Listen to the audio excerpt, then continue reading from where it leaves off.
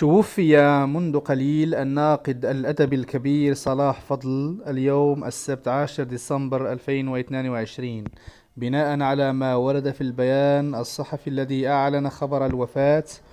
ونعى مجمع اللغة العربية الراحل على مسيرته الأدبية العظيمة. وذكر مجمع اللغة العربية في البيان الصادر عنه أن فقيد الفكر والأدب والمجمع الدكتور صلاح فضل صاحب مسيرة علمية حافلة بالعطاء والإنجاز، فهو ناقد أدبي بصير بفنون الأدب العربي والأدب المقارن ونظرية الأدب ومناهج النقد الحديث ومترجم.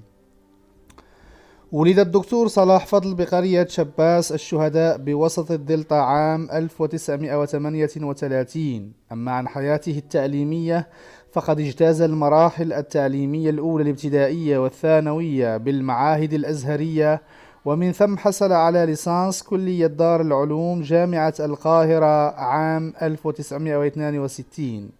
عمل معيدا بالكلية بعد تخرجه حتى عام 1965. سافر إلى إسبانيا في بعثة للدراسات العليا وحصل على دكتوراه الدولة في الآداب من جامعة مدريد المركزية عام 1972. عمل أثناء بعثته مدرسا للأدب العربي والترجمة بكلية الفلسفة والآداب بجامعة مدريد منذ عام 1968 حتى عام 1972.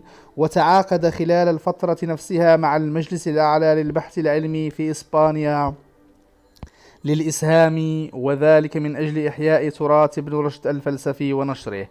عمل بعد عودته أستاذا للأدب والنقد بكليتي اللغة العربية والبنات بجامعة الأزهر، وانتقل للعمل أستاذا للنقد الأدبي والأدب المقارن بكلية الآداب بجامعة عين شمس منذ عام 1979.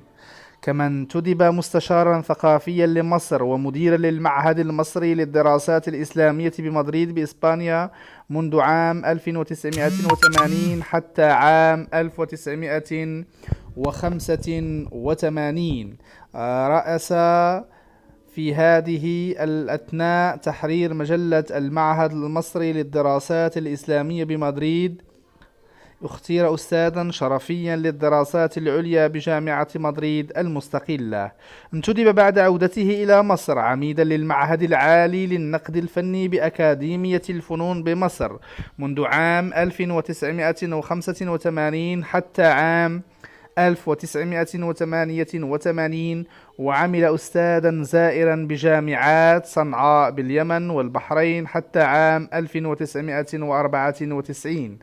كما عمل أستاذا للنقد الأدبي والأدب المقارن بكلية الآداب بجامعة عين شمس ورئيسا لقسم اللغة العربية، وعمل كأستاذ متفرغ فيها حتى وفاته. كما انتدب لتولي رئاسة مجلس إدارة الهيئة العامة لدار الكتب والوثائق القومية في يناير 2002 حتى مارس 2003 حينما أحيل للتقاعد بعد بلوغه السن القانونية.